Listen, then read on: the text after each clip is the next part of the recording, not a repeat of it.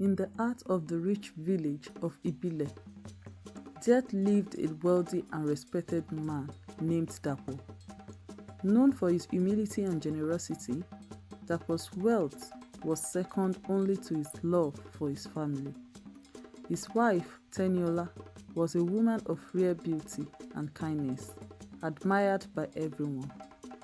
Together, they had two children, Dara, a bright and gentle girl of 10, and a younger brother, Tayo, a spirited 7-year-old with a heart full of mischief. Dara and Tayo were cherished not only by their parents but by the entire village. They regularly played together in the village square, their laughter ringing through the air, filling the hearts of those around them with joy. For years, Dapo's family seemed perfect, radiating love, unity, and happiness. But on a cold, cloudy night, an unforeseen tragedy struck. Teniola fell seriously ill, and despite Dapo's efforts to bring the best healers and medicines, she passed away within a week. Her death shattered Dapo and left an emptiness in the lives of Dara and Tayo. The laughter that once echoed in the home turned to silence, replaced by the quiet weeping of two young hearts longing for their mother. Months passed, and Dapo grew weaker with sorrow. His face, once bright with joy, became dead, and the life in his eyes reduced. Friends and elders from the village visited, advising him to find a new wife who could help care for Dara and Tayo and bring life back to his home. Dapo refused at first, but as time went on, he saw the sadness in his children's eyes and decided it was time to bring a new mother into their lives. Dapo traveled to a nearby village where he met Kemi, a beautiful and outwardly kind woman. She was known for her self-control and was praised by many as a perfect wife. Dapo married her, hoping that she would help him rebuild his family. At first, Kemi appeared warm and caring, mostly when Dapo was present. She greeted Dara and Tayo with hugs, whispered words of kindness, and assured them that she would love them as her own. But as time went by, little changes began to appear. Kemi gave birth to a son, Bayo, and with his arrival, her behavior toward Dara and Tayo grew colder. When Dapo was away on his business, Kemi's warm pretense would fall, replaced by a cold harshness. She would yell at Dara and Tayo for small mistakes, sometimes forbidding them from joining family meals, making them eat leftovers alone in the kitchen. Dara noticed the change first. She was old enough to understand that something was wrong, but felt trapped, powerless to change the woman her father trusted. Tayo, still young and hopeful, tried to win Kemi's approval, but his innocent gestures were met with lack of care. "Can't you sit still for once, Tayo?" she would shout. "Why must you always be so clumsy?" Her words cut deep, and soon, Tayo's bright laughter was replaced by a fearful silence. One day, Dapo decided to leave the village for a week on urgent business. Kemi saw this as a chance to use her control fully over Dara and Tayo. She assigned them countless chores, from cleaning the floors to washing the dishes, even making them fetch water from the well late at night. Our own child, Bayo, was lavished with affection and gifts, while Dara and Tayo's clothes grew into rags and their faces showed the stress of constant work. The village began to notice the change in Dara and Tayo, especially Baba Ife, a wise elder who lived close to Dapo's home. He had seen them play in the fields and regularly shared stories with them.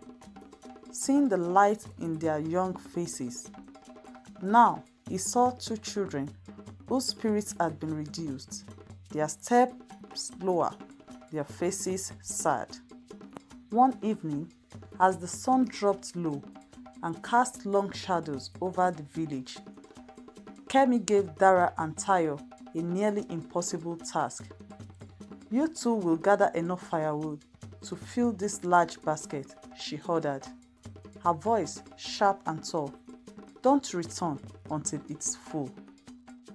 The forest was thick, and night was drawing near. Dara and Tayo entered into the woods, gathering sticks and branches until their hands were raw, their clothes torn on thorns, and their feet were scratched by stones. But they kept walking, afraid of the consequences if they failed.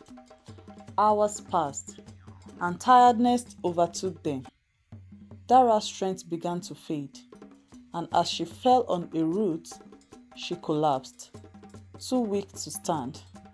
Tayo, shaking with fear, held her close, not sure what to do. In fear, he began to call for help. By chance, Baba Ife, who had been worried, had followed them into the forest, hoping to discover the truth about their suffering. Hearing Tayo's cries, he rushed to them and saw Dara lying lifeless in her brother's arms. He knelt beside them, his face filled with worry and compassion, and helped them to his hut, offering them water and a safe place to rest. "What happened, my children?" he asked, his voice a gentle, soft voice in the quiet night. Dara, weak but grateful, told him everything. The cruel punishments, the sleepless nights, the painful emptiness of losing their mother only to find a stranger who treated them like brothers. Baba Ife's heart filled with anger and sorrow. He knew Dapo to be a good man, but it was clear he had been blinded by his own pain, unable to see the suffering his children experienced. Baba Ife decided it was time to bring the truth to light. The next morning, Baba Ife called a village meeting, urging everyone to attend, including Dapo, who had returned from his journey. As the villagers gathered, Baba Ife shared Dara and Tayo's story, speaking carefully so as not to disgrace Dapo, but to reveal the painful truth. Dapo listened in shock, his heart breaking as he realized the suffering his children had suffered under his roof. Turning to Kemi, he asked for an explanation, his voice trembling with a mixture of anger and pain. Kemi, with nowhere to turn to, tried to deny it, but the villagers' accusing eyes and the silent tears in Dara and Tayo's eyes told the story better than words. Eventually, she confessed, her face filled with shame. Dapo, shattered, took a deep breath and made a difficult decision. He took Kemi back to her village, leaving her with her family. He returned to Ibile, promising to rebuild his family on his own. He apologized to Dara and Tayo, promising to never let his pain blind him again to what truly mattered.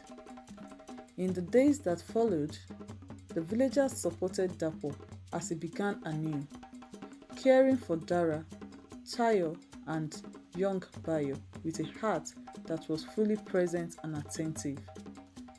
Dara and Tayo slowly recovered their laughter, feeling the affection of their father's renewed love and dedication. Years later, Dara and Tayo grew into adults, sharing the story of their childhood with their own children, teaching them the value of love, family, and attention against the tricky forms of wickedness that can hide behind kindness.